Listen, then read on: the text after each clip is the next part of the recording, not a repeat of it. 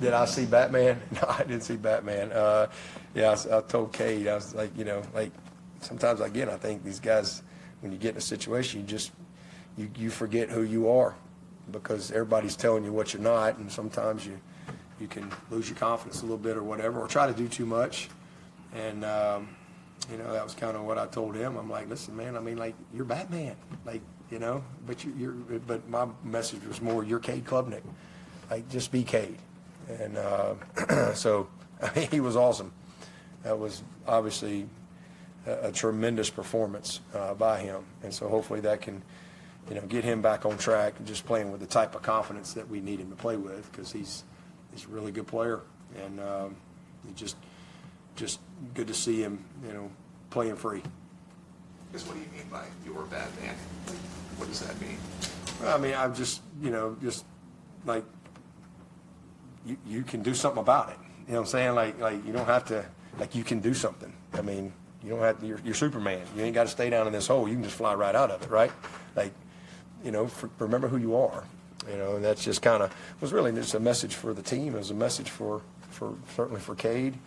And, going into that game, as we reset, you guys have forgotten who you are. And we're playing, not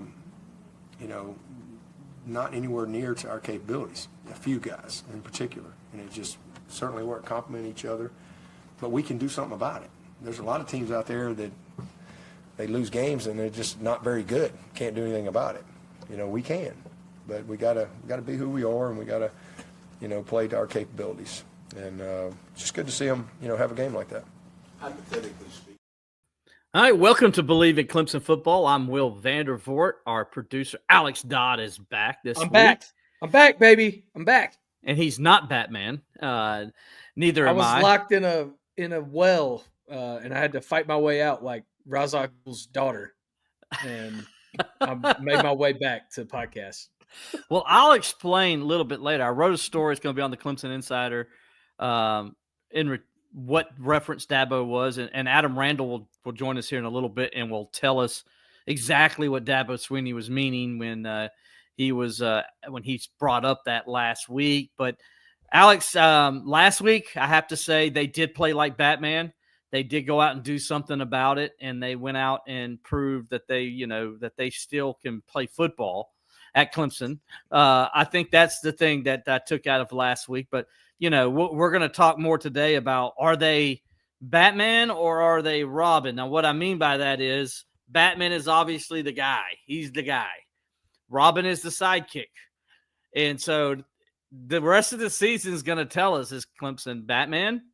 And they came out and they dug themselves out of this hole and they realized who they were. And like Dabo said, and they went and played like it the rest of the year. Or are they Robin in the sense that they just, they're just like, hey, I'm here. I'm happy. Wearing some red spandex or whatever. Exactly. Here's the thing. When I saw Dabo say that today, I was like, man, now our whole show tonight is going to be, breaking down different Batman analogies. Like that, Dabo spoke right to the nerd in Will. I know Will cringed a little bit when he said, you're Superman and you can fly out of the hole. I know that very hurt well. Will's feelings. It did. Every time I heard it. Because it was such a good analogy, the Batman. But I knew Will was going here today. Yeah. As soon as I saw it, I'm like, oh, great. Here we go, Batman. Surprised you're not wearing your Batman shirt. That would have made sense, right? After this, you would have been wearing the Batman I thought about it. shirt. I should have put my Batman stuff. There is some Batman stuff behind me. I don't know if y'all can see it, but there is a Batman. I'll bring it up right here. It's going to break something. Here we go. So here's one of my Batman cups that are sitting right here. So I'll put that right there, and kind of bring it up every time I need to bring up the bat signal, if you will. But Alex, you're right. I'm a big Batman nerd. And so I was obviously very geeked out today when Dabo went into the Batman, theories, the lore, whatever. And of course, I go down the rabbit hole of like, okay, which one is he talking about? What story? And Adam Randall will give that to us here in a second. And then I wrote about it on the Clemson Insider as I it's the stories about Clemson football, but I used Dabo's, analogy there to tell the story about what he's talking about exactly and how he's comparing it to this year's team, which what we'll do here as well. and that'll tell us, whether they're going to be Batman or whether they're going to be Robin in this story. And so that's to me, that's a big difference if you're Batman or if you're Robin. Well, it's the same story, right? Where doesn't Robin kind of come in? No, it's not. Or is the same that just story. in the Dark Knight Rises? It's just in the Dark Knight Rises. No, that's not the same story. I'll explain to you, but it's similar, but not the same story. I don't want to go all geeky on you just yet. I'll do that here in a little bit, but before we do that, we want to make sure we get some viewers before Will goes all geeky because they're right. And by the way, guys, I'm glad you mentioned that, Alex. Comments. We want plenty of comments in the sections. You guys, you tell me, is Clemson going to be Batman or Robin? You tell me. I know I had a lot of people all commenting when I was writing my stories this past weekend after the game, like, oh, yeah, don't go haywire, Will. They played a high school team. They played a high school defense. So, throw it at me. Let's do it. Give me some comments. I want to hear about it. Let's go. People on Facebook, people on YouTube, people on Twitter, X. Let me know. Let me and Alex know what you're thinking. Is Clemson going to be Batman or are they going to be Robin the rest of the season? Also, tell me your thoughts from the North Carolina game. Give me some questions. Give Alex some questions. Let's talk about it. You guys have been great. I love communicating with you guys each and every week. So appreciate you guys joining us. Speaking of that, Alex, we really appreciate the people who are helping us do this podcast, and we need to go ahead and start with them first. And we'll start it, Alex, with the Clemson Insider. For the most complete coverage of Clemson athletics and recruiting, go on over to the ClemsonInsider.com. Alex, not only do we have football, and not only do we have recruiting going on, we got women's basketball up on the Clemson Insider as Ashby Mixon, a friend of the show, co-host, if you will, fill-in co-host last week. Co-host. That's my job. I want to get this out here too. I like Ashby. She was outstanding on the show last week. I was following along.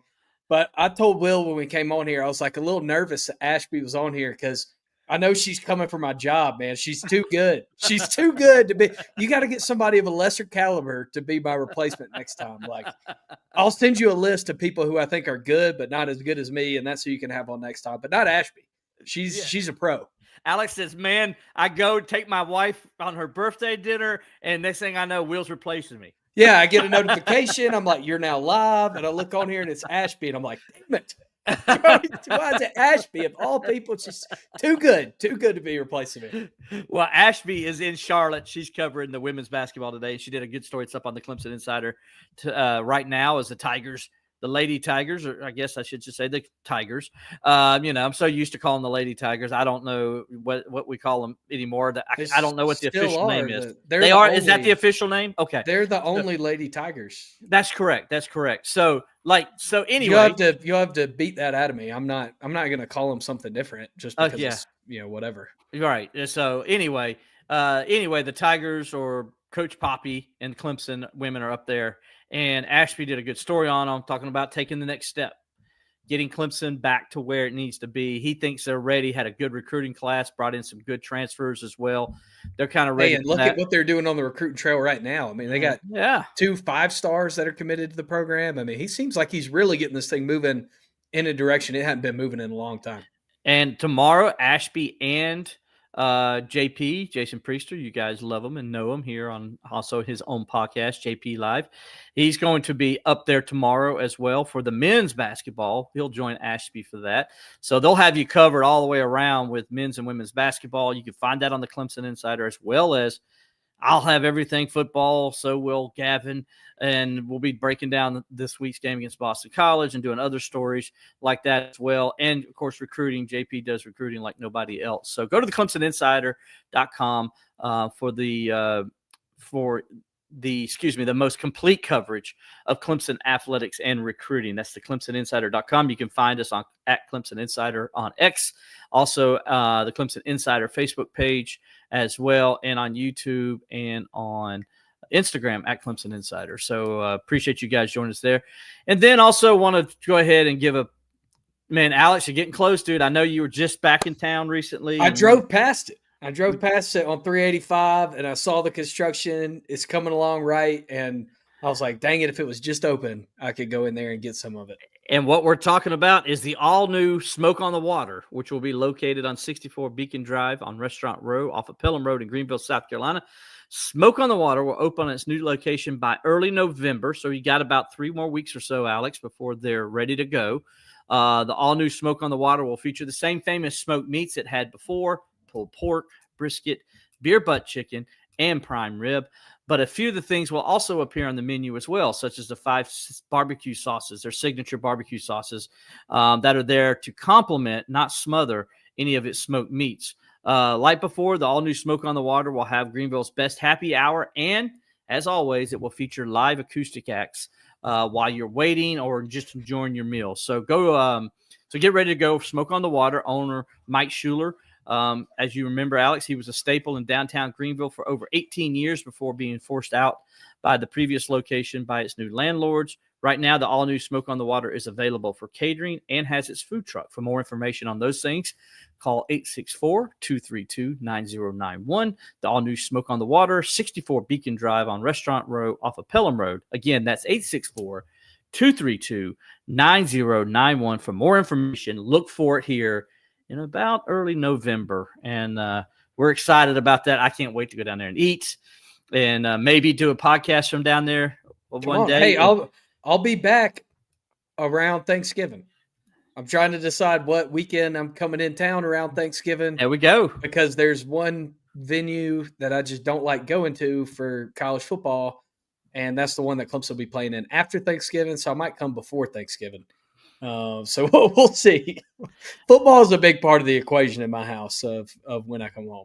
Yeah. So give it a shot though, and we'll hopefully we'll be down there at the all new Smoke on the Water. Alex, Dabo talked about last week with the team about being Batman. You know, John Bleav and other reporters today, we were all curious about what is he talking about? What is this Batman thing going on? So Adam Randall, I think, described it the best, and he kind of explained what Coach Swinney was talking about.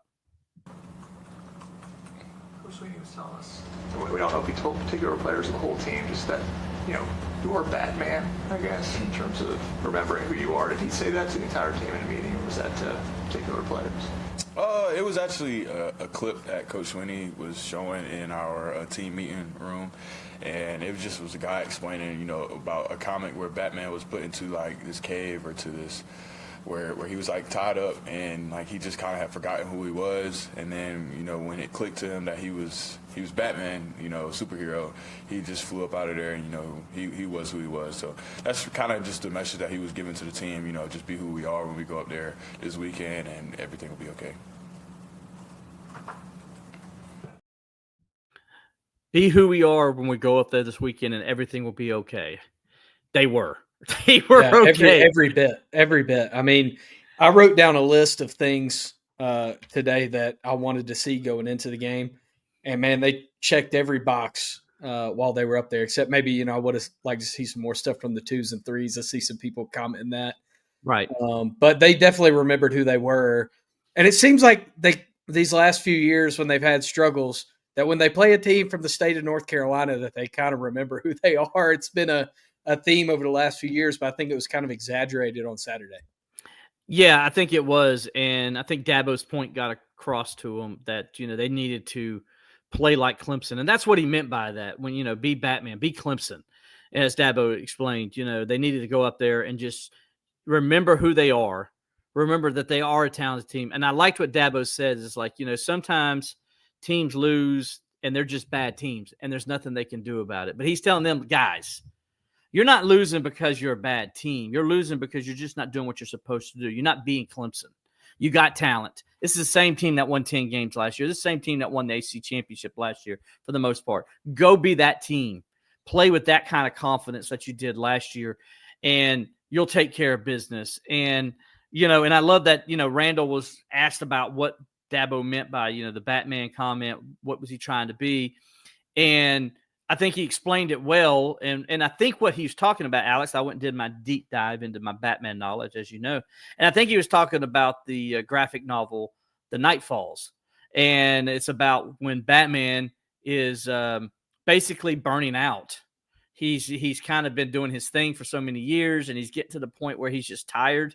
He comes home exhausted every night, and does a lot of stuff on his own because Batman's been known to be on his own more than not. And this is kind of where I use the Batman and Robin comparison. And Batman was, he was burned out. And so Bane was kind of watching him from a distance, and Batman didn't know he was watching him, and he was waiting for his moment to attack.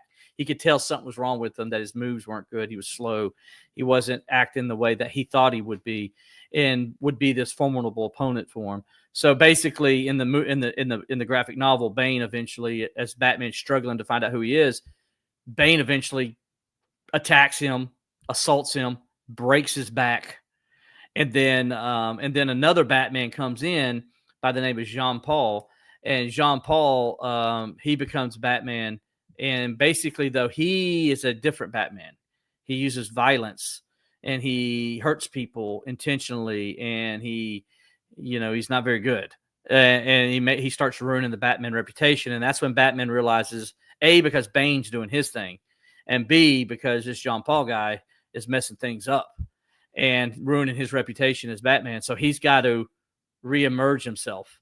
And with the help of Robin, he gets back into it, and he gets back, and they overtake the Jean-Paul guy. Then they go and beat Bane. And a lot of people also can recognize it, Alex, through The Dark Knight Rises, the movie The Dark Knight Rises, where Bane breaks Batman's back in that movie, and Batman's got to figure out who he is. And so it could be that one as too. But Adam Randall, if you heard his comments, he said comic.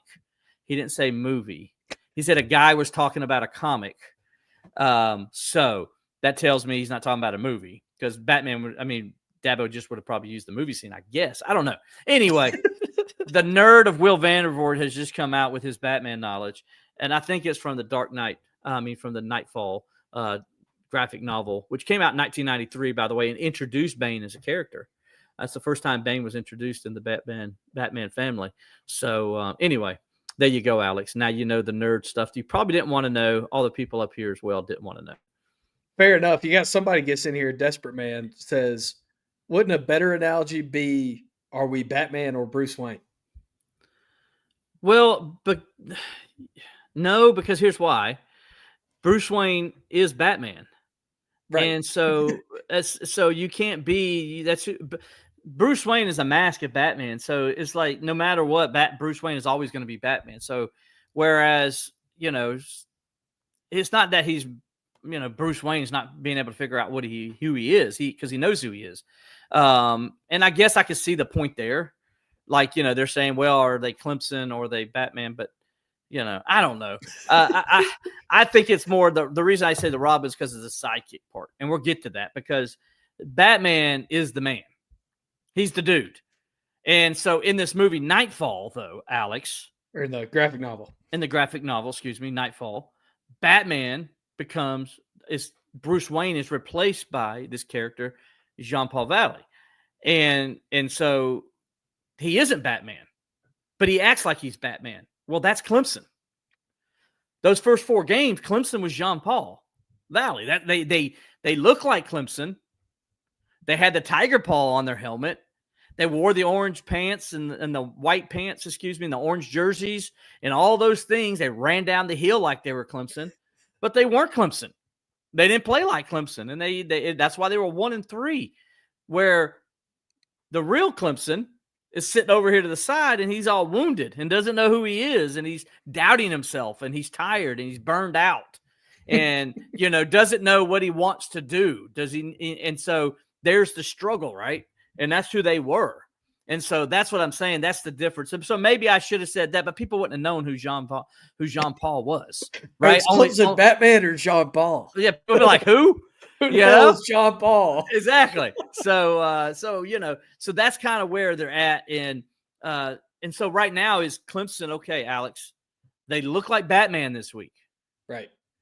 I mean, I know we probably got some comments in here. Appreciate guys. Please keep commenting. We're going to get to those in a second. Yeah, we'll get to the mailbag here in a minute for sure. Yeah. I know people are probably like, Will, they played a high school defense. Of course they looked like Batman, and I get that, right? I get that. But, Alex, they played a high school defense against Syracuse too. Have you watched Syracuse the last 2 weeks, Alex? The last 3 weeks? Have you watched them play football?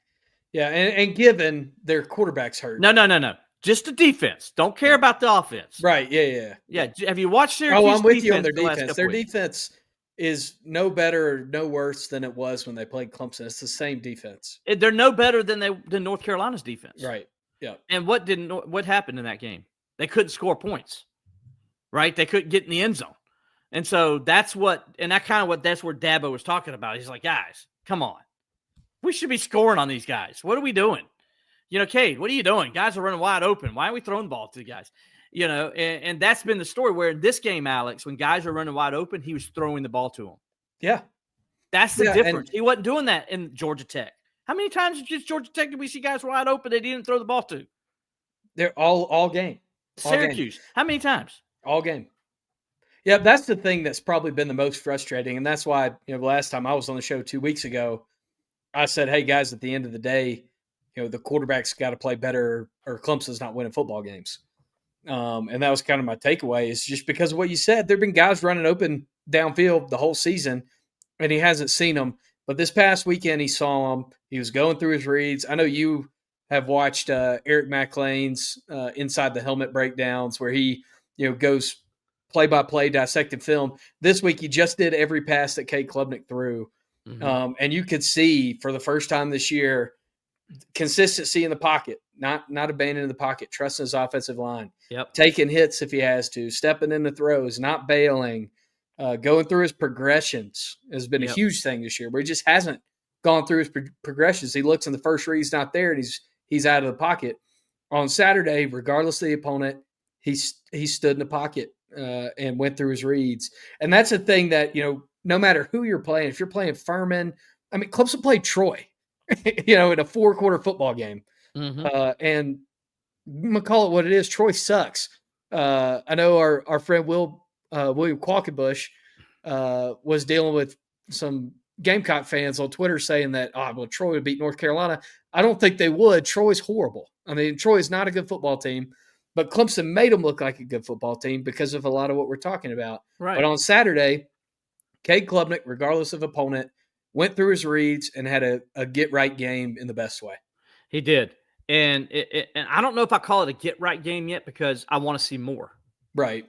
I want to see them be consistent this week. And here's where the Robin comes in. Are they a sidekick or are they Batman?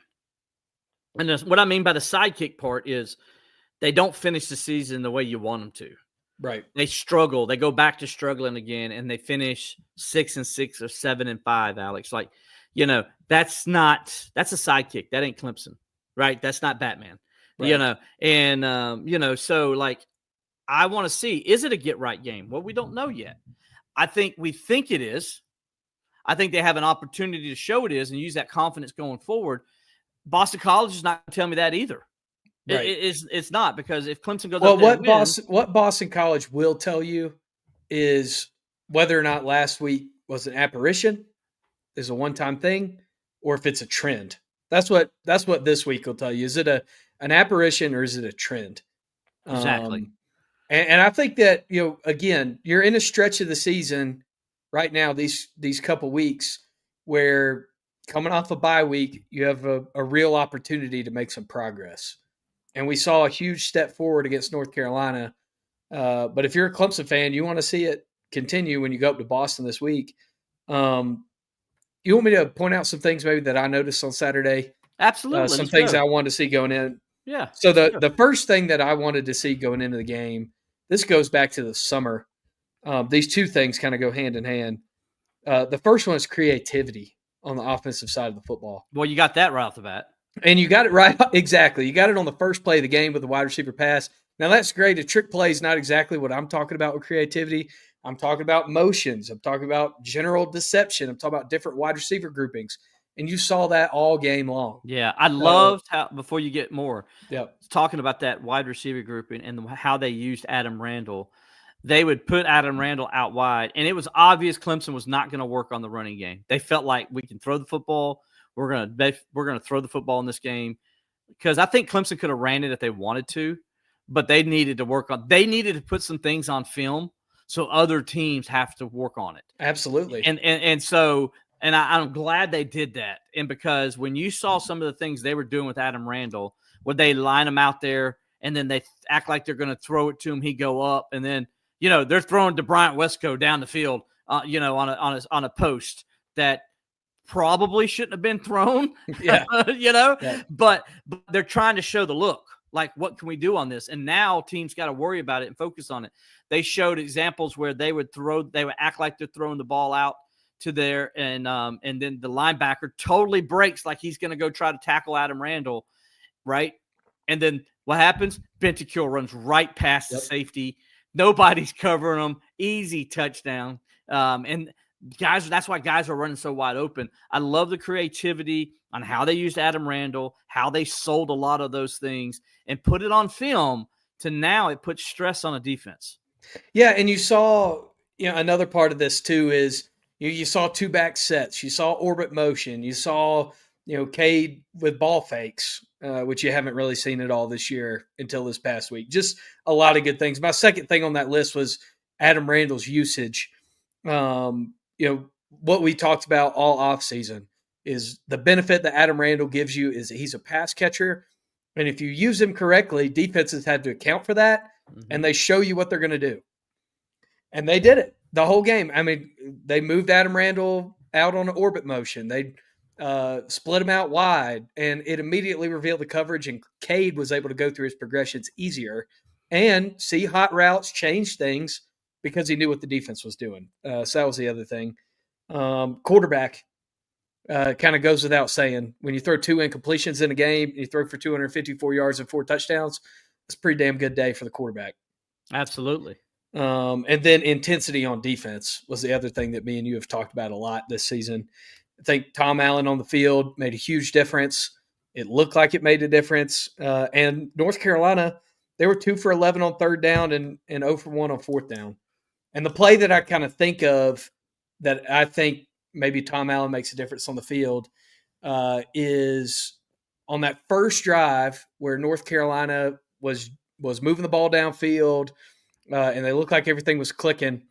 North Carolina sends a wide receiver in motion, and Clemson's I can't remember who it was, the rover, the safety, follows the wide receiver across the field. So Max Johnson's thinking man defense. As soon as he snaps the ball, Clemson drops back in his zone. He panics, pressure comes, and he dirts the ball.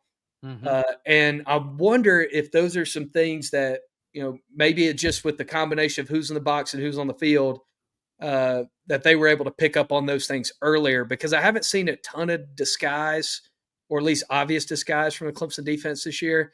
And I saw a lot of that on Saturday, and the intensity, I think, played a huge role in all of that as well. I think so too. And one of the things talking about Tom Allen being on there, what he would do was he would go as far away from where everybody is. Like wanted to get as close to the line of scrimmage as possible so he could see groupings and things of that nature. And I'm sure his son, by the way, they switched roles. That's who he switched roles with, was Tom Allen Jr., went up top.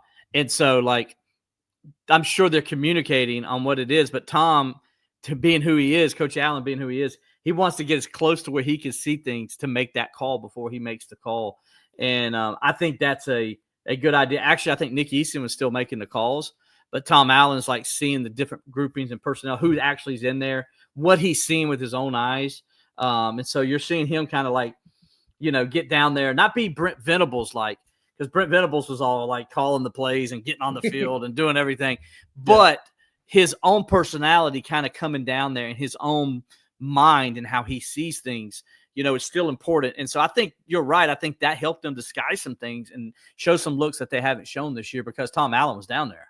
Yeah, and Scott Millsap, I think, spot on here. Tom Allen got to look his defense, players and assistants in the eye. Big impact, I think. And you saw that several times in the game. I mean, the Sammy Brown play where he blows up the screen. That pass to the flats. Yeah, I thought Tom Allen was going to come on the field before he made the tackle. Dude, you saw it because you were there too. And Tom Allen ran from the 40-yard line all the way down to the 10, and I swear he was about to jump out there.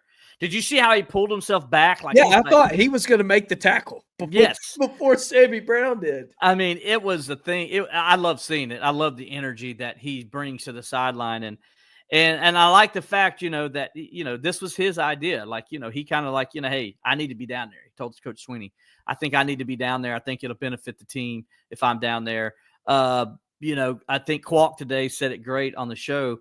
On his show on the Roar, WCCP, the Roar FM. And he said, hey, he's talking to him in the preseason, and he says, Coach, he says, well, are you going to be the press box? Or are you going to, are you going to go down? And you're going to be the coach's box? Or you're going to be down the field? And Tom Allen said, I'm going to be in the coach's box. And Kwok says he was so disappointed. And he told him. Yeah, he said he told him he was bummed. He told him he was bummed by that because he got so much energy when you watch him at practice. And you're like, man, you want that energy on game day too. And Venables, talking about Tyler Venables, was telling us after the game, like, it's so like having him down there just means a lot to them because they get to feed off of him. And he's so jacked up, as Venables said, that, you kind of play off of it.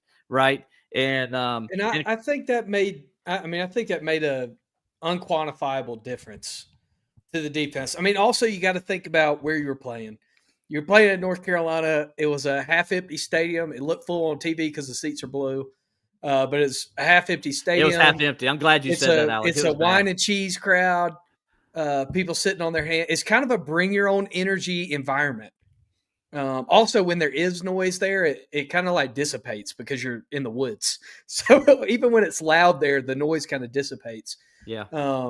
But in a game where you had to bring your own energy, to have an extra energy source, a battery on the sideline, and Tom Allen, I think, made a massive difference. And you could just see it in the play. I mean, you could see it in the way the players interacted. You could see, I mean, he was getting on assistant coaches. I saw him go over and get on Mike Reed after one of the plays that the secondary gave up. I think it made a massive difference in a way that like can't even really be described. I totally agree. And listen, talking about the North Carolina atmosphere, their facility. Oh my gosh, does North Carolina need to put some money into football? Alex, how bad was that stadium and the video boards? Dude, I thought I was watching replays on an iPhone. It was so far away and so small. And so small, and just like, I mean, dude, it was like we were in 2004 or something, Yeah, I felt like I was a kid at a game. Yeah, it's just not in a good way either. Like not in a good way. No, it was. I was very disappointed with how the stadium looked and how the facility overall looked. Didn't you feel like things were kept up better the last time that we went there? I thought so. Yeah, I don't remember it like in 2019. I remember it being better than that.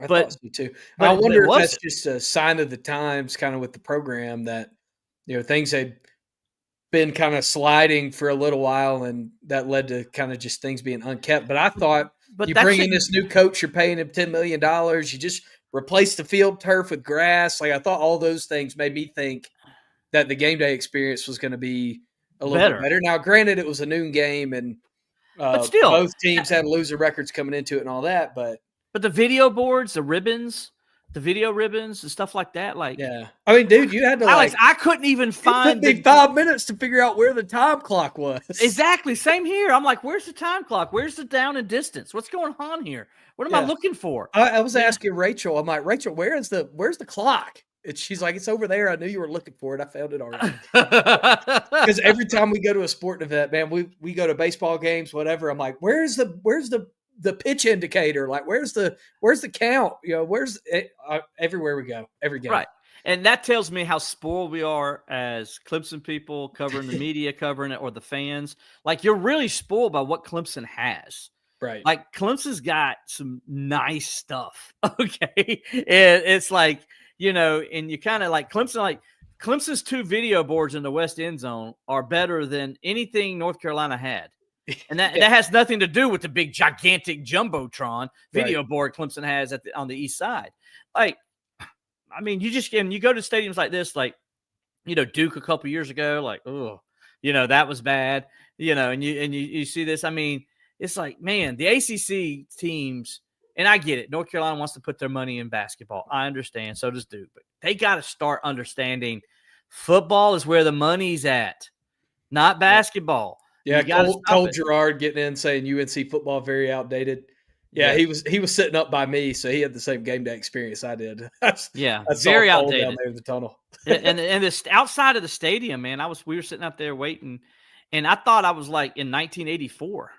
I mean, that's what it looked like still outside the stadium, like and there's that entrance that you go in for the press box on the other side. I mean, it looks like 1984. It looks like the old Clemson West End Zone. It does. It's just like I have to go underneath this little area to dunk my head. I'm short to begin with.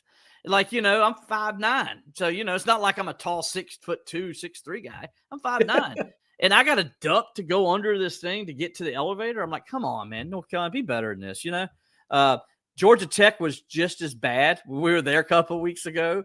And they're trying, though. Georgia Tech's trying to They are. They just have a lot to make. They need to put money into internet. Georgia Tech needs to put money into the internet. I know that's crazy. Technology. Yes. What are you doing? But no internet. The internet's the worst in the world. I will say this: North Carolina's internet was good. We had no problem with North Carolina's internet. By the way, Justin Wilson is an SID over there at North Carolina, and you remember him, Alex, good friend of the show, good friend of everything ACC. As he goes, I called him on his ACC tour. Yeah, when's he coming to Clemson? That's what I asked him. Everywhere. That's what I asked him. I said, so when are you going to start working at Clemson? But anyway, he was great, man. It was great seeing him, and he's doing a good job up there, with the communications part and all that with them. So it's good to see him, and hey, they fed us. I was happy about that, and we had breakfast. It was traditional breakfast. It wasn't like foo-foo stuff that Clemson gives us. So Clemson used to give you like bacon and eggs or chicken and waffles. So now they give you now they give me chicken and waffles avocado on a stick. Toast or chicken and waffles on a stick. That's what they give me now. What does that even mean? What I just said. Chicken and waffles on a stick. It's foo-foo stuff. It's like I wish just bacon and eggs.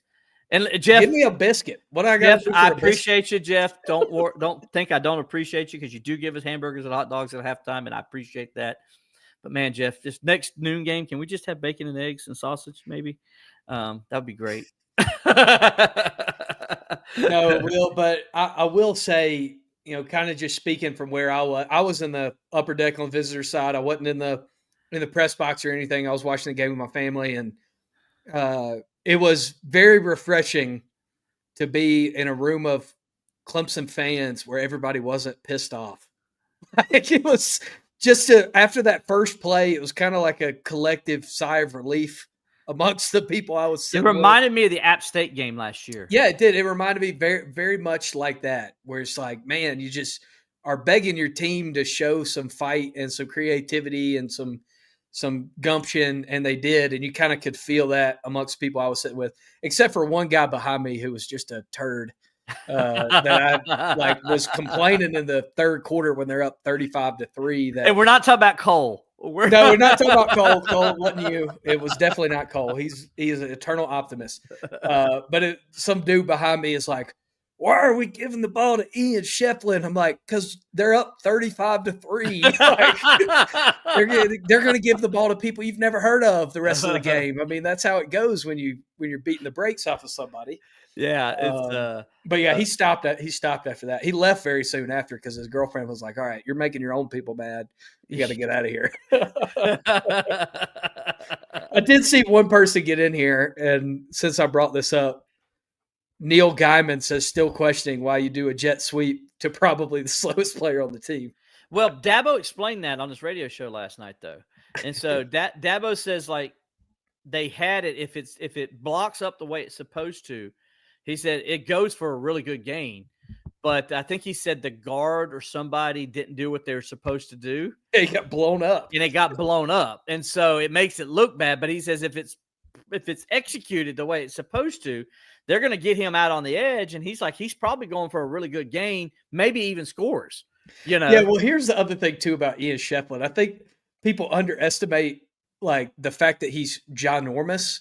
So it looks – I mean, he could be running a 4.2 and you would think he's slow just because of how big he is. So I think that's part of it too. He's not as slow as he looks. I mean, he's not out there burning people like Bryant Wesco or whatever, but he's not slow. No, he's not. He's just a big dude. And I heard I know Cole's sitting there and he says, pull it up there, Alex, what Cole just said.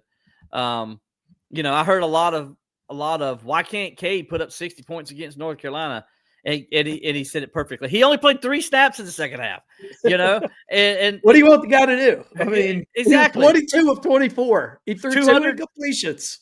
And one of them might have been a touchdown. I mean, in 30 minutes of football, he had 250 yards, which means if he played the whole game, he goes over 500.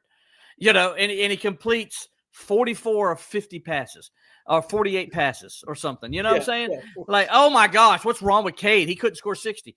Listen, guys, and somebody in the media did something similar in post game and talking to just nonsense. TJ I mean, people just don't know football and I'm like, pay attention to the game. I'm sitting there like, why are you asking that negative question? Like, dude, they're like, they held back in the second half. Dabo didn't want to run the score up. He gave other guys opportunities to play that haven't played. Like, come on. Like, why are we asking that question after they just scored 28 points in the first quarter and they're up 35-3 at halftime? I mean, you had Trent Pierman throwing the ball to Sanderson. I mean, that's where we were in the no offense to Trent Pierman or Sanderson. That was a great play. Man, I love watching Trent Pierman play. He's just a gunslinger. Dude just doesn't care about anything. He just has no regard for human life. That was fun to see. Here we go. Rob Ellen. Did more heel fans attend home games during COVID? So, listen, Rob, love the question there. So here we go. Me and Alex were there. There was probably, Alex, at kickoff, 15,000 people in the stands? Yeah, if that. I mean, there may have been how many does that stadium seat? Like 60? 55, something 50, like that? Yeah, it's under 60. There may have been 20,000 people because the students were like, by and large, were there. I mean, it wasn't completely full. It wasn't the whole section wasn't full, though. Yeah, it wasn't full. There were like a couple rows in the middle, and then the corners of the student section were empty. Yeah. But I would say there were probably 20,000 people at kickoff. Which was they had the Ludacris concert helped get some people in the door. And then the basketball scrimmage helped get people out of the door. Okay, well, I'm going to go there. That's where I was going to go. So, the game, the night before, we're eating at Tobacco Road there in Durham, which is a great place to eat if you've never done that, if you've never been there. Bart's first time he's ever been there, which is surprising.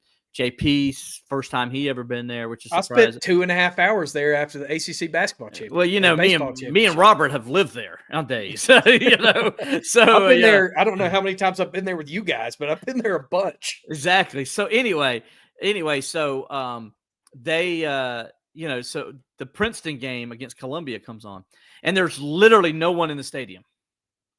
Princeton and Columbia. I mean, it was like it was still COVID. I'm like, is it COVID still in Princeton or something? Are they just like, there was nobody there. I mean, not one soul was in the stands, it looked like, and it's a big time Ivy League matchup. What are we doing? So I'm got 17-time national champion Princeton coming to town. Defending champions for the, whatever conference, Ivy League conference, they were defending champs. So anyway, the next day I'm thinking, okay, yeah, that's hilarious. So the next day I get to North Carolina and it looks just like it. I'm like, oh my gosh. Here we are at kickoff, and there's only like 20,000, if that, in the stadium. It was just horrible. And then when Clemson went up 35-3, there was a mass exodus. All the students left, so nobody was there in the stadium. I sent you a picture. I put it on X. How bad it looked at halftime. I mean, that was start of the second half. I mean, there was nobody there. Well, I could tell you why they weren't there. Alex, what they did, I told you at baseball. Well, what they did is they went and tailgated. And then they all went to the Dean Dome. And how do I know they were at the Dean Dome? Well, I parked near the Dean Dome. And so when I'm going back to my car 2 hours after the game, keep in mind, I've done my work, walking back to the car. Now we're done. Alex, all these people are filing out of the Dean Dome. The whole parking lot I parked in was full, slam full. I'm like, gosh, you guys suck. You'd rather go to a basketball practice than watch a real football game. Well, and they made an announcement. What a miserable life. They made an announcement in the fourth quarter or might have been the late third quarter of the football game. Attention fans, reminder to go over to the Dean Dome 15 minutes after the conclusion of the game for the basketball scrimmage. Because, that's how their PA announcer, he's got that good Southern country voice Yeah. there.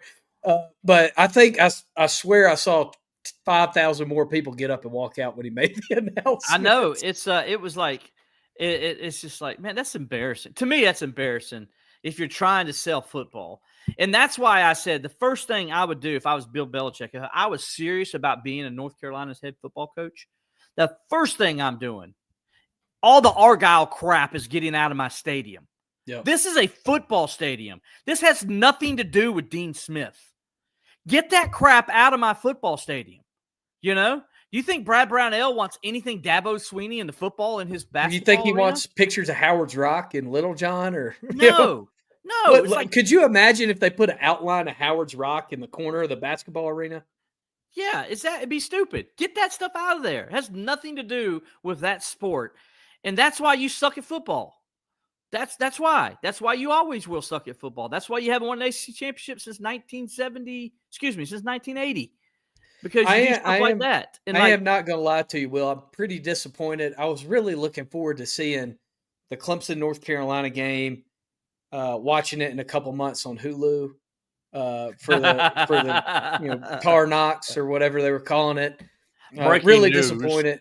And I did see somebody make a good point today. It's like, can we gotta stop? explain what you're talking about because some people ain't. Oh, so Hulu announced today, or North Carolina, or some combination of the two, that they're no longer going to air the North Carolina version of Hard Knocks, where they were following the team with the all-access documentary this football season. Which somebody made a good point. That's like, can we stop calling these things all-access documentaries if the people they're about just to get to control what goes out? I mean, that's not all access. Not all access. I mean, that reminds me of what they did the Swamp Kings thing on Florida, and you would have thought that they ran a saintly program of just based on hard work and gritting your teeth and sweating when Urban Meyer was down there.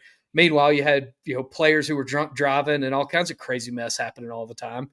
But can we stop calling it all access documentary if you're not going to be able to show anything that happens? All access means you show everything. Yeah, all the good, the bad, the ugly. Well, that's the good thing about Hard Knocks. Like, at least they show some drama, right? In Hard Knocks, but this. Well, you got the difference. You got the NFL Films creativity versus somebody trying to control the message. Listen, I understand teams want to control the message and all, but sometimes you got to let the message. You can't control the message because you got to let the stories out because that's what makes things more interesting to the average viewer, and it gets the average viewer to watch. Your diehards are going to watch regardless. Well, right? dude, that's what golf and Formula One have got 100% right. Yeah, it's like the Full Swing show on Netflix. I don't know if you've watched it. It's outstanding. Yeah, where they follow the golfers and really show you their personalities and show you. They went all through the PGA. They did that with tennis too. With the tennis. Yeah, they did it with the Unbreakable with tennis and the F1. I mean, that's what gets casual fans to. It makes you relatable. Makes you relatable to the athletes, and you get to understand the struggles they go through, the good, the bad, the ugly. Yeah. They go through stuff too. They're real people. They're real people, and that's what you want to get. But it is what it is. All right, Alex, what do you got? You threw something up there, and then we didn't. You pulled it down, I think. Just give me. We've got several questions. Give me a couple more comments before. Yeah, I've got Curtis Mobley gets on here and says really didn't like taking the foot off the gas in the second half. Also thought Christopher Vizina is not the answer next year. Yeah, I think a lot of people are with you on CV. Very average performance he had. And that's why it looked like they took their foot off the gas, guys. It wasn't – I don't think Clemson took their foot off the gas from a standpoint of, we're not going to try to score anymore. I think it was more they wanted to get other guys opportunities to play to see what they could do so they could get them on film. And those guys didn't produce. I mean, that's what happened. Yeah. And you're glad, though, you do that because that's how you get better. And so, so from that standpoint, I understand the frustration. You want to see Clemson put 56 on them. They probably would have done that if they kept Cade and those guys in there. Or if they put Trent Pierman in instead of do you want to keep Cade in there? I mean, do you want to be what Bill Belichick was doing at the end of the game, where he was just trying to get stats so Clemson didn't win the fan presented by FanDuel, by the way, Bleav in Clemson football, but they didn't win the FanDuel stuff, so they didn't cover or any of to knock off people's parlays. Yeah. So they could shade people because that's what he did. Like he called timeout and then ran a regular play with 1 second to go. He calls timeout. We called 2 timeouts in the last 25 seconds. Exactly. And he doesn't try to score in either one of them. He just ran regular plays that he knew wasn't going to score. And his own fans were booing. Yes. And because so they was wanted I. to get to the Dean Dome. And so I was booing because I wanted to go home. They were delaying the start of the Tar Heel basketball scrimmage. But he did it so he could get some padded stats. That's why he did it. So would you rather Dabo do that and then somebody get hurt? Because that's another thing. It was kind of Bush League because somebody could have got hurt. Right. Him doing that, because there's no reason to have that extra play, right? Those 2 extra plays. There was no reason to have either one of them. Yeah. And somebody could have got hurt doing that. And so it was kind of Bush League. And let me just say this. That explains to you the real Bill Belichick. Yeah. And it explains to you that he definitely cheated and took a Super Bowl from my Steelers. Is there any question that he cheated? Yes. I mean, is there any question? He took a Super Bowl from the Panthers. I mean, is there any question? He's stealing signs. Well, it's the same year. He took that one from the Steelers the same year. He was stealing signs. Or signs, I don't know if it's stealing signs, stealing headphone information coming out. I think that's what it was. What they call it? Spygate. Spygate. Yeah, they had cameras at practice and stuff too. And there's no doubt in my mind he cheated. Because a guy who does that Bush League stuff there, that was Bush League, by the way. He does something like that, then he's more than capable of doing something like that and taking, stealing plays and stuff like that. Because I remember Roethlisberger saying after that game in 2004, Roethlisberger's like, dude, it's like he knew every play we put in there. It's like, we're sitting there like, how does he know what we're doing? And of course, we found out later how he knew. Yeah. He only got a draft pick taken away and a slap on the hand, not the Super Bowl. Yeah, and then the second time he did it, deflating footballs and, people destroying their cell phones, they didn't get anything for that either. No, nothing. So that's all you need to know right there. So anyway, I'll get off my soapbox and go back down to normal. You're good. You got somebody getting in here. Alan Watts gets in and says, is there a behind closed doors reason that Shelton Lewis left? I'll say this much. From what I heard, and this is, I guess the best way to say this is it's not 100% insider information. And I don't want to say I don't know something when I don't know something. I'll just say this much, that there were some things they were changing up and Sheldon wasn't going to be a part of it. And I think that's the best way to say it. Right. Yeah. Alan also got in on X and said, what are Clemson's chances of running the table? That's a good question. Let's see. Best way to say this. We did you want me to give my answer first? Yes, give yours first. My answer would be 1 game does not a season make. That'd be the best way that I could. Okay, Mr. The best answer I could give you is 1 game does not a season make. Yeah, Confucius. All right, Yoda. 1 game doesn't make a season. So that would be my answer in short. You saw some really positive things in the North Carolina game, but at the same time, in the first 4 games of the season, this team showed you who they've been, and that's kind of we still have to look at the whole body of work to say who they are. Right. So I wouldn't put my money on it. Here's what I do know. Okay. They have a chance. I'm not saying it's impossible. They're talented enough to run the table to the South Carolina game. Right. I think Clemson is better from a talent standpoint in their roster than anyone else left on their schedule, including Florida State. Okay. Right. I do. I still believe that. I think so too. But that doesn't mean they're going to win them all. So a lot of things got to go right for you. You got to get a little bit lucky. I think you got to play with a lot of confidence, and maybe, like I said, that that game last year, App State kind of got them going, right? They kind of get the mojo going on offense, and maybe that's what they needed to get their mojo going.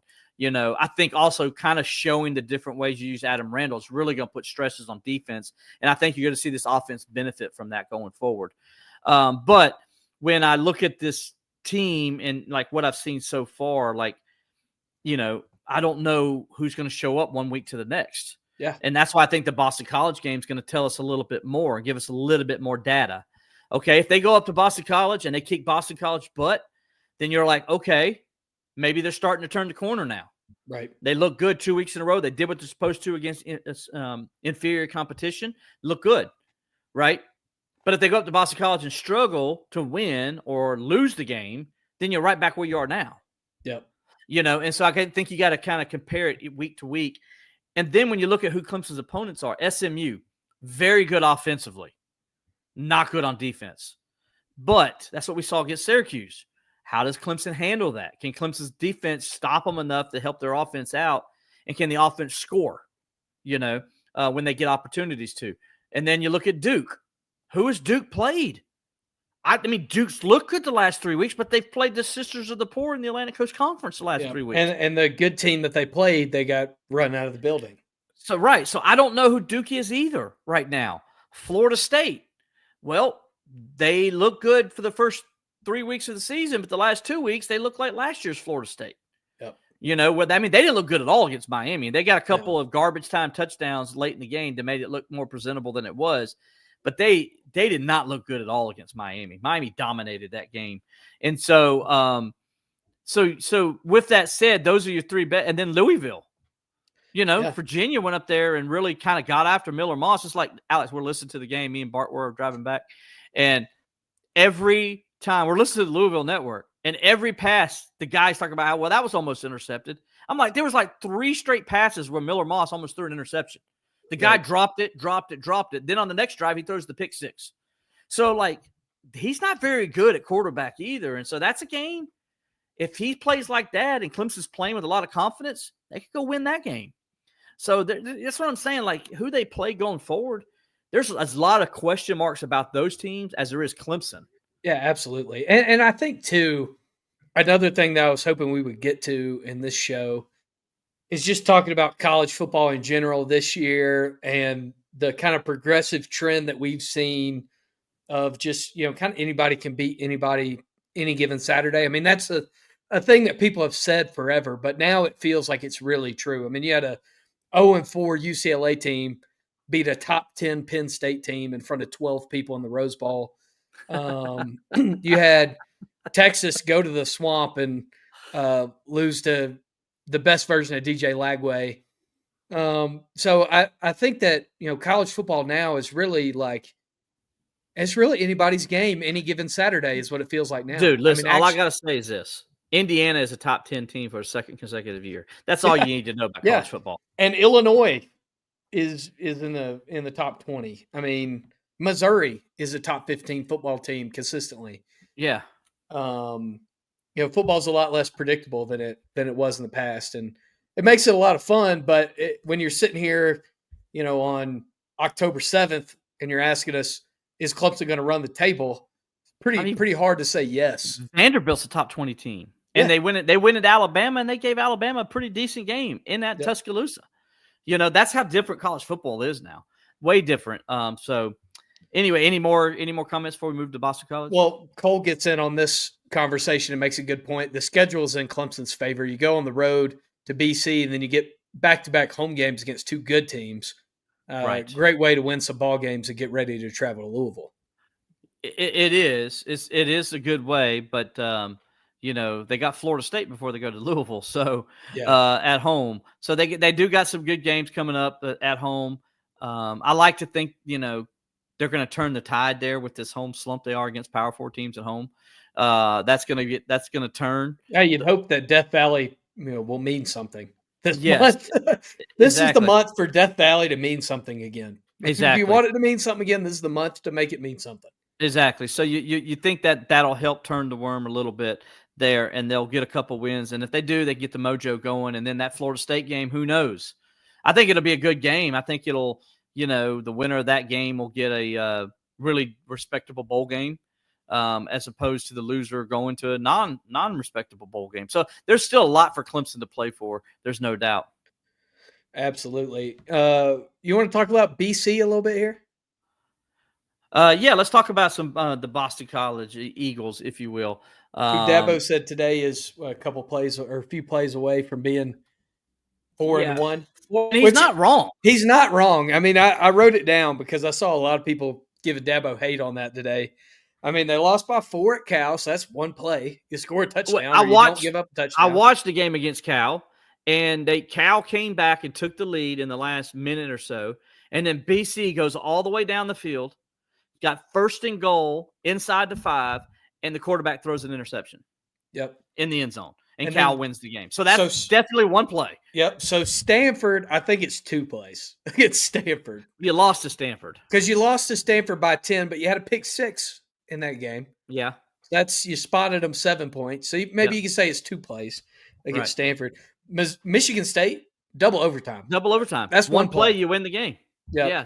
So those 3, 2. I mean, I think you're talking about 4 plays between those 3 games, if you want to use that. Yeah, I think it's 4 plays, and that's what Dabo said, though, right? I mean, you lost it's 4 plays, and they're 4-1. Yeah, you lost 48-7 at Pitt. So that's the one. There's like 10 plays or 15 plays or maybe 20 plays in that game. Well, they were down 4-1 before they. Yeah, I mean, so that one was just ugly. Yeah. But also, I mean, I didn't see very many people talk about this either. How banged up Boston College is. Yeah, Dabo. They had like their whole. Yeah, Dabo mentioned it, but you had like their whole team injured when they went up. The whole defense. Yeah, Dabo said 10 guys on defense, 10 guys that play on defense didn't play against Boston against Pittsburgh. That's big. That's big. When 10, and most of those guys were starters. So, and I'm sure they'll have some of them back this week. But look, when you play Pittsburgh, you're not going to be any healthier. Yeah, I mean, that's a very physical football team. It is. They'd probably knocked a couple other guys out. So there's going to be a mass unit that Clemson's playing this week up there in Chestnut Hill. But, let's talk about it. It's still an offense, though, Alex, that is 11th in the country in passing yards. They got a quarterback who can sling the ball all over the place. Now, he's not scared. Now, look, he doesn't make great decisions. We're talking about in Dylan Lonergan. Dylan Lonergan. He doesn't make good decisions. 6'2", 211, sophomore. Sometimes he makes bad decisions, and that'll happen with a young quarterback. But he ain't scared to do it. He throws that football everywhere. He's a gunslinger. He's an Alabama transfer. He's completed 67.4%. By the way, of his Clemson passes. recruited him. Dabo talked about that. Yeah, and we talked about those 2 critical interceptions. I mean, the guy's only thrown 3 this year. Mm-hmm. He's thrown 3 interceptions. He's completed 67% of his passes, 1,277 passing yards, 9 touchdowns. I mean, this guy's a gunslinger, and he's going to give him a chance to win football games. And they got some good receivers. Number 4, Reed Harris, 6'5", 217. Dabo talking about he's a real physical guy, goes up and get the ball. He's a guy you got to deal with. Lewis Bond, he's about to break the all-time record in receptions at Boston College. He's one of those typical Boston College receivers that, catches the pass and runs past you. Like a Zay Flowers. Zay Flowers kind of guy. Exactly. And then they really like Dawson Pugh as well. Freshman, 6 foot, 193. Really think he's going to be a good one. So they got really 3 really good wide receivers. And they got a tight end in Jeremiah Franklin, another guy, senior, been there for a long time. Gives you problems because what does BC do, Alex? They always got that tight end. Well, what does Bill O'Brien do? I mean, Bill O'Brien always has a tight end. I mean, this is a guy that coached like one of the best tight ends ever. Mm-hmm. Not to give you another Patriots reference today where you've had enough. But, I mean, this is a Bill O'Brien. And the Ravens. Yeah, I mean, this is a Bill O'Brien football team. They're going to be physical, and they're going to have a great scheme on offense. So they're going to test your defense. But like we mentioned earlier, this is a defense that is, putrid, that Clemson should be able to move the ball at will. But you got to hold serve, and you got to put the pressure on BC. I mean, that's the thing you did against North Carolina that you haven't done against anybody else, is you got to put the pressure on them instead of being the team that has to come from behind the whole game. Yeah, again, I'd like to see if Clemson wins the toss or if BC wins and BC defers. I don't think BC is going to defer because their defense is so beat up right now. They're going to want their offense to try to set the tone. One thing I want to see Clemson's defense do is get a stop on the first drive of the game. Don't let somebody kick a field goal. Don't let them move to the inside the 5-yard line before you stop them. Get a 3 and out, or at least don't let them get past 50-yard line and let them punt. Give your offense a chance where they're in good field position to get started. if you do win the toss, though, again, throw your offense out on the field. Yeah, take the ball. Take the ball, get them out there. Let's get a good start going on the offensive side of the football. And you know Clemson was taking the ball Saturday regardless. I mean, you Right. could tell by the play that they ran that they were taking the ball. Were you surprised that North Carolina gave Clemson the ball first? I was too. I mean, I was and I wasn't. I wasn't because it's Bill Belichick. But his defense is horrible. They're the I worst know. defense in the ACC. I know. But also, you know, going into the game, you're looking at what Clemson's offense has done, and you're saying, hey, if Syracuse can stop them, so can you. That's what you're – if Syracuse Troy can stop them. Clemson stopped them. Yeah, if Troy can get off the field, so can you. You know, that's probably their mindset going into that game. Well, maybe they're thinking Cade would make a mistake or be Cade. Let's call it what it is. Yeah. But I don't think Bill O'Brien makes that mistake on Saturday. I don't think so either. I think he takes the football. If he wins the toss, it goes. All right, Alex, it's our Pick 6 segment. By the way, brought to you by FanDuel. Bleav in Clemson, presented by FanDuel. We're our Pick 6 segment here, where we go into FanDuel to get what the spreads are and the numbers and all that. Alex, so let's first of all give people the update. First of all, I want to commend Alex for being honest. I thought he was 4-2 last week, and he was 3-3. So Alex was very honest, and he said, Will, you were wrong last week. I didn't go 4-2. I went 3-3. And so Alex, by that, dropped another game. Well, since I wasn't on the show last week, can I take Ashby's picks? No. You cannot, because your picks what? were you sitting in my chair. You sent me your picks, and we know what your picks were. So last week, me and Alex both went 3-3, which puts me at 20-16 on the season, puts Alex at 17-19. 2 games below 500. You don't have to say it so loud. And then Ashby, congratulations. Ashby came in. First ever guest picker. And Ashby, of course, everybody knows who watches Ashby, listens to Overtime with Ashby on Wednesday nights on CCP, or they read her stuff at theclemsoninsider.com, or they read her stuff in the Clemson media guide or the Clemson, game programs. Ashby knows what she's doing. Ashby went 4-2 last week in her pick 6. So Ashby won last week. We got to bring her back on now, because we can't have her just win the one time. We got to beat her, Alex. So we're going to have to bring Ashby on at some time. When I bring her on, I'm going to put in there like Conference USA and the American and the one FCS game. I mean, I'm going to do everything I can to trip her up. I'm going to watch Maction for weeks leading up to it, just so I can get an edge.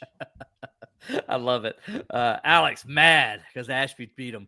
All right, Alex, let's go ahead. What we got here on our Pick 6 presented by FanDuel? Yeah, let's start it out with a top 15 matchup in the SEC. Number 8, Alabama, a 3.5-point favorite at Missouri. Alabama getting +3 at Missouri. Ooh, I like this one. I like it too, because it makes me feel like I got a chance to gain a game. Yeah. Plus, it's not 3.5; it's 3. Well, it's 3.5. Yeah, it is 3. It is 3.5. Oh crap!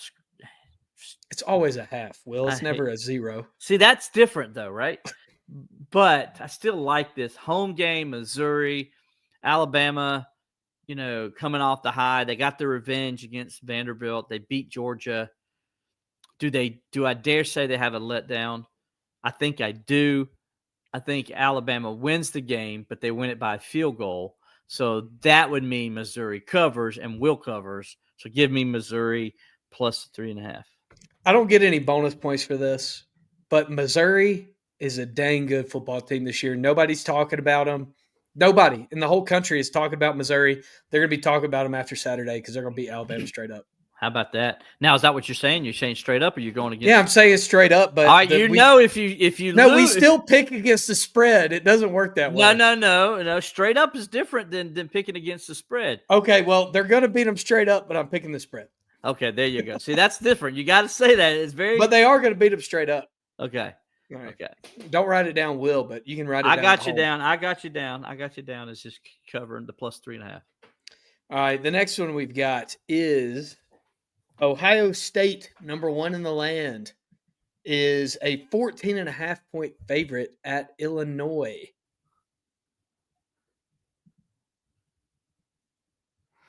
That's a lot of points in Champaign. I also saw Indiana throw whopper on them. And I saw. But that was also, I mean, and I saw Southern Cal cover, and I should have almost won the game. But you watched that game though. Some of that Indiana I watched that game. whole game. I watched the whole game. The Indiana game. Yeah, that was like a disaster game. It's like everything that could have went wrong. But still, I think Indiana plays them 10 times out of 10. They beat them. I think Indiana's a better team. I think Ohio State's a better team. I think Ohio State covers. I'm going Ohio State. Give me Ohio State minus 14.5.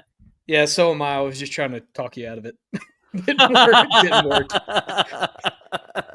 The next one, Pittsburgh is going to number 25, Florida State, who is a 10.5-point home favorite against the Panthers. All right, 10.5-point favorite. Give me Pitt to cover the 10.5. And I'm going to tell you, I won't be surprised if Pitt beats them. Because here's why. Yeah, tell me why. What's the one thing Pittsburgh defense is great at? Stopping a running quarterback. No, not just stopping running. What are they great at overall as a defense? Just being physical, stopping the run. You don't run the football on Pitt. Yep. And so, that means their little 5'4" quarterback, and he is 5'4". He's shorter than me. I know this for a fact because I know I'm 5'9", and that guy ain't 5'11", because I know he's shorter than me. Okay, Tommy Castellanos. Pittsburgh's going to pressure him like crazy. And you saw what happened last week against, Now, they're going to have a chance to have guys wide open down the field because of the way Pitt plays. But he's got to get the ball to him, and he throws the ball. He's not – when he's pressured, go look at his numbers the last 2 weeks when he's pressured against Virginia and Miami. He's completing less than 50% of his passes. I think he's thrown 4 interceptions. He got a couple of garbage touchdowns late against Miami. I mean, he doesn't throw the ball well when he's pressured. And so Pittsburgh's going to bring the house, Alex. That's what I'm saying. I wouldn't be surprised if Pitt wins, but Pitt will cover the 10.5. See, I think Florida State covers. I think they bounce back. I'm not impressed with this Pitt defense. They gave up 34 points to Louisville, and you mentioned Miller Moss. Did you watch that Louisville game, though? The reason they gave up 34 points is because Narduzzi had a couple stupid 4th down calls that he went for where he gave Louisville short fields and allowed them back in the game. They gave up 31 points to Virginia. Virginia. Yeah, they did. And they lost. So I don't think they're going to go to Tallahassee. Not saying that they're not saying they're unbeatable, but Pitt their defense is still the best defense in the ACC. And you said you were taking them straight up, right? No, I did not. I said they're going to cover the. I'm trying. The 10.5. I'm trying to gain a couple games. I said plus 10.5. I said plus. But hey, you went against. You're going with Florida State. I'm going with Pitt. Here's your opportunity. Yep. Well, hey, we got 2 different this week, so I could pick up 2 games. Okay. What's the other different? Alabama, Missouri. You picked Alabama. I'm picking Missouri. No, I didn't. I didn't pick Alabama. You picked Mizzou with the points. Yeah. My bad. Really, all right. Write it down right. That's why I keep my own score over here. All right. The next one. The Red River rivalry shootout, showdown, whatever they're calling it these days. It's a Red River rivalry. Yep. Oklahoma, number 6 in the land at Texas. It's at the Cotton Bowl. Texas, yeah. Versus Texas, who is a 1.5-point favorite. Texas is a 1.5-point favorite. Give me the Sooners. I think Brent Venables is going to make Manning all flustered. Because if Florida can make him flustered, there ain't no doubt in my mind Brent Venables and Wes Goodwin and their perfect marriage that those two have are just going to and I know they don't know who their quarterback will be, but that's not going to matter because I think Arch Manning's going to give them a couple of interceptions. He's going to fumble a couple times. They're going to, I think, control the game defensively. Yeah, give me Oklahoma to cover that one. Yeah, I'm with you straight up. I got Oklahoma straight up. I do too. Yeah. It's 1.5, of course. For the same reason they're going to eat Arch Manning for lunch. I mean, this is a quarterback who has trouble reading defenses. And if you got trouble reading Florida's defense, Brent Venables is going to throw all of the tricks in the world at you, and he's going to look helpless. Can you imagine how long Brent Venables is in the film room this weekend? This week. My gosh. He's sleeping there. He's sleeping in the film room this week. It sure Call is. it what it is. Yep. Go ahead. The next one, a top 10 matchup in the Big Ten. Number 7, Indiana at number 3, Oregon. Oregon is a 7.5-point favorite. Oregon is a 7.5-point favorite. Yep. I think Indiana is a really good football team. I really do. I Yeah, think they're a good me football too. team. I think they're a good football team. Going to Oregon, though, is hard to win. Mm-hmm. And it's hard to play well at Oregon. It really is. That is a great environment. It's one of the best in college football. They get after it. It's tough for the opposing team. They're right on top of you. It's loud. I think it'll be one of those games where I think Indiana's in it, but I think Oregon gets like a late touchdown, a field goal to cover. They're going to get like a backdoor cover. I'm going to go Oregon minus the 7.5. Yeah, I've got Oregon minus the 7.5. I also think Indiana's a good football team, but they're not Oregon. Yeah, and, if this is and at Oregon, Indiana, I might go the other way. This is the type of game that everybody wants to pick as a trap game and wants to say, even though it's a top 10 matchup, it's still Indiana. And everybody wants to say it's a trap game. Indiana's going to go in there and get the, big upset win. But these are the types of games that Dan Lanning football teams just don't lose. And he's had 2 weeks to prepare. And they win these games convincingly. I mean, these are games that they dominate. They win like 44-3 or something. Yeah, so I think it's honestly, I don't think they win 44-3, but I think they win by. Well, I'll tell you this: they'll cover the 7.5. I would be way less surprised if Oregon won 44-3 than I would be if Indiana covers. Okay, well, I wouldn't. I don't argue that point either. So that's why I'm riding with. And that's with us saying Indiana's a good football team because they are. And I think Oregon is the best football team in the country. I'm still at debate with Ohio State because Ohio State keeps getting better as the year goes on. And then there's this, machine that's running in Miami. I'm waiting for Mario Cristobal to do something, knock it off the tracks. But so far he hasn't been able to do it. The assistants are keeping him away from it. And, they're able to keep rolling. Miami is a really, really good football team. And when you see who they've beaten, and the way they've beaten these teams, that's why Miami's been very impressive the first 5 weeks of the season. But we're only 5 weeks in, so we still got a long way to go. I do think Oregon's a very good football team, though. I'm with you. I just don't know if I trust their quarterback as much right now. And I don't trust Ohio State's either. Right. That's what I was about to say. You trust the freshman more. Yeah. But who's a team to watch out for in the college football playoff as they get going and they're starting to start rolling now? Ole Miss. Notre Dame. Yeah, Notre Dame. I'll watch out for Ole Miss too.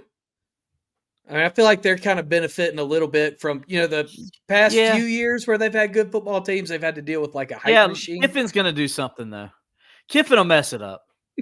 I mean, I still think they'll make the playoffs, but they're not a national championship contender because of Kiffin. He's not a national championship coach. I'm sorry. I got to see it to believe it. I mean, fair enough. He hadn't done it. So you can't say he is. I got to see it to believe it.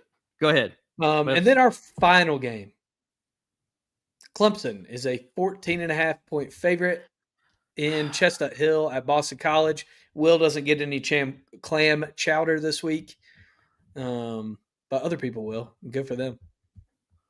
Yeah, good for them. Have fun with the clam chowder. I have fun traveling back on Sunday while I'm at home watching my Steelers. So, man, Alex, there's parts of me that I want to say, show me again before I pick you. But then there's parts of me that says, Boston College is really, really hurting on defense with personnel. And I think Clemson's defense is going to keep getting better. I really believe that. And I know people are like, oh, Tom Allen. But like I said last week, Tom Allen's defense, like if you go back to 2012, Brent Venables' defense, go look at those scores. Go look at the yards they gave up. They were awful. I mean, they were horrible. I think Georgia Tech had over 300 yards rushing on Clemson that year, running the football in their triple option attack. They were not very good, but yet they got better. So at the beginning of the year, they were awful. Then they were just not good. Then they got to be average. And then at the end of the year, they were pretty darn good. Yep. And I think that's what you're seeing with Tom Allen's defense. They're kind of going through the motions right now as they keep getting better each week. Oh, they're in the process. They're in the process. You saw them get better last week. I saw that defense get better. That defensive front played its best it's played all year. Okay, they really got after it, right? That the linebackers played the best they played all year. The tackling was much improved. The secondary played the best it's played all year. They showed some toughness in the secondary for the first time, right? And so Khalil Barnes, I think, being back plays a big role in that. So I think the defense is going to get better. I think the defense gets better this week. All that long answer. Give me Clemson minus the 14.5. I think the Tigers will cover this week. Yeah, same here. And I think it's for the same reason you said. BC's defense is horrible. And the Clemson defense, I have faith in Tom Allen's ability to continue improving that unit. Yeah. So give me the Tigers as well. Yeah, I don't think Clemson wins it by like 21 points or anything like that. But I can They see could. them winning they could. They could do like they did last week against North Carolina. They really could. Yeah. But I think, BC's a better coached football team than North Carolina is. And I think you'll see that. I mean, if you've watched them play like I have, I've watched 3 or 4 BC games. They're a good coach football team. Yeah. And so they're not going to do the stuff you saw North Carolina doing, but they're not as talented as Clemson. And that's where Clemson, I think, if Clemson takes care of the football, executes the way they can, Clemson should score, 35-21, something like that kind of game. Yep. I'm with you. Yep. So, all right, my friend. That's going to do it. Another good week. Appreciate Dabo Swinney. Appreciate Adam Randall. Appreciate all the comments from you guys joining us here tonight. It's been awesome. Always appreciate you guys getting in and asking questions and stuff like that. So that's going to do it for us this week, though. So for Alex Dodd, I'm Will Vandervort.